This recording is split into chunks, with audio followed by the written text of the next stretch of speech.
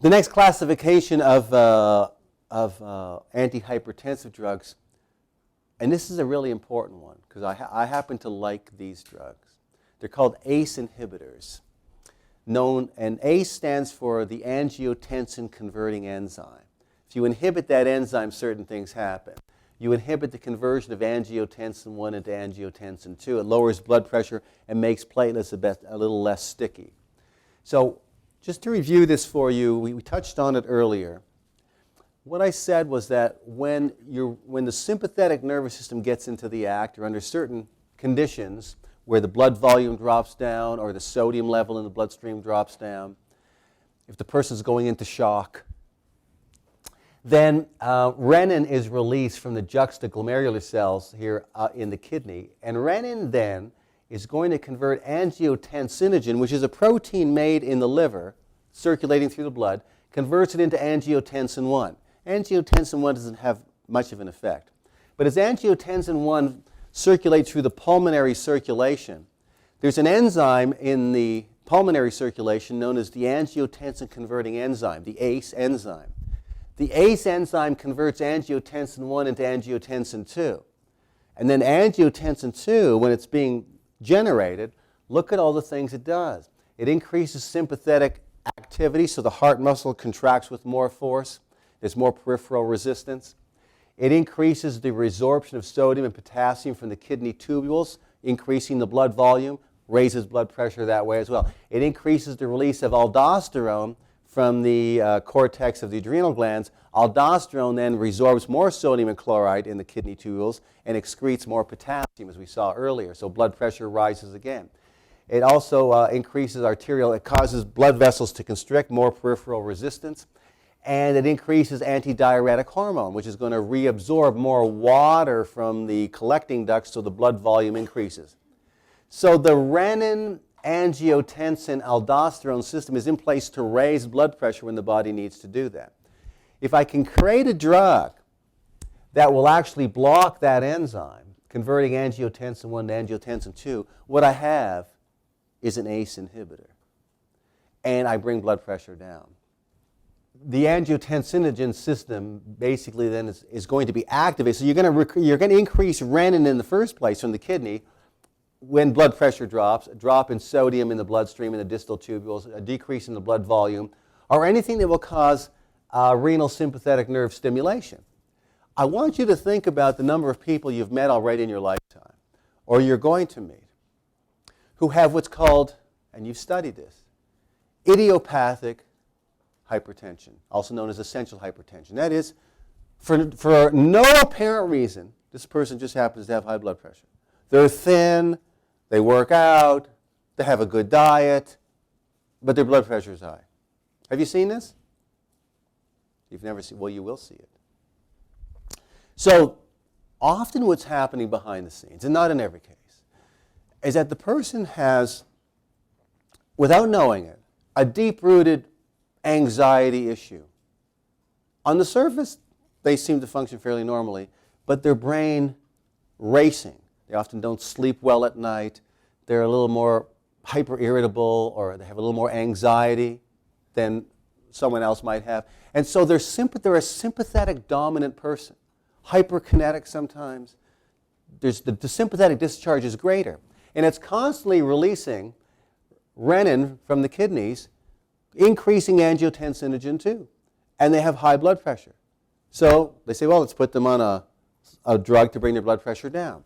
What I'm saying to you is that in many cases of high blood pressure, where there's no other apparent reason for it, very often putting the person into meditation, yoga, visualization, deep breathing exercises, aerobic exercise. Remember what aerobic exercise does? When I'm exercising, my sympathetic discharge is greater. My adrenaline levels go higher. My blood pressure increases. But when exercise is over, my adrenaline levels go down below the baseline of what they were before the exercise started.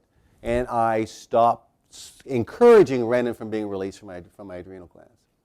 So what I'm saying is that too often the patient's just given a drug when in fact lifestyle medicine and the proper coaching from a complementary practitioner can actually bring that blood pressure down just using mind-body. Even without supplements or dietary change, mind-body can sometimes just stop the over-secretion of renin in the very first place. You understanding this? And it gets ignored. So these are the effects of angiotensinogen 2. We saw them. They increase blood pressure by vasoconstriction, releasing aldosterone. Here's something to point out that's really important. It also increases platelet stickiness. I want to point this out. When you're producing all this extra angiotensinogen 2, it's also upregulating the production of what's known as plasminogen activating inhibitor. So normally, every day of your life, small little clots form in your bloodstream, platelets clump together and fibrin sort of forms, and you have small little clots. The endothelial cells normally secrete plasmin, and plasmin, just like heparin and other fibrinolytic substances, dissolves the clot so the platelets can float freely again so you don't form an abnormal thrombus or develop an embolism. When you have a lot of angiotensinogen 2, not only is your blood pressure going up, but you're inhibiting the breakdown of those clots, and you tend to get a greater likelihood that clots will form in the vascular system that will lead to an event down the road, clogging up the kidney arterioles or causing the risk of a thrombus. So that's a very dangerous situation. And so you'll see that sometimes ACE inhibitors are used to block platelet stickiness through this effect. So ACE inhibitors are used as antihypertensive medications.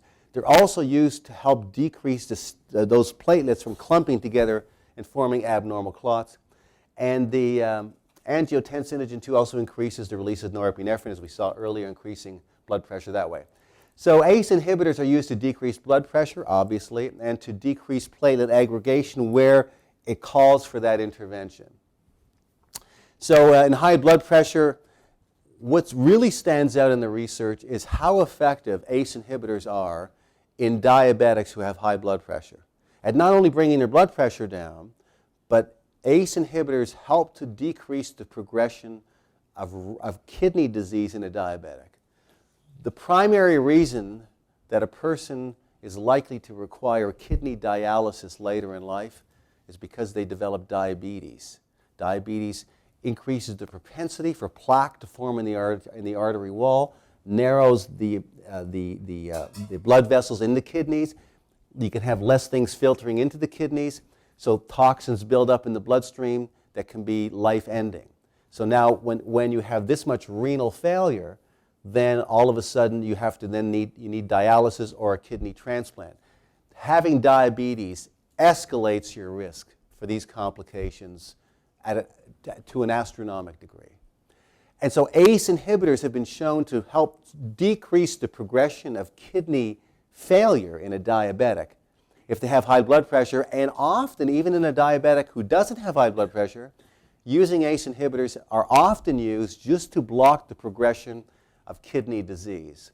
And so that becomes one of the secondary modes where it applies even for people that don't have high blood pressure, to stop diabetic nephropathy from progressing. Also in congestive heart failure, they're used. And if a person's already had a heart attack or a major vascular event and they don't want clotting in the blood, in the vascular tree anywhere, they will often, even if their blood pressure is not high, put them on an ACE inhibitor, just so you understand it. You're going to see people who already had a heart attack, excuse me, they have their blood pressure is normal. You're going, why is this person on an antihypertensive drug like an ACE inhibitor when their blood pressure is normal? It's because they want to block the clots from forming that may create a secondary event in a high-risk patient. That's the reason. The thing about ACE inhibitors on the negative side is that that same enzyme in the lung, that in the pulmonary circulation, the ACE enzyme is also needed to break down bradykinins in the pulmonary system.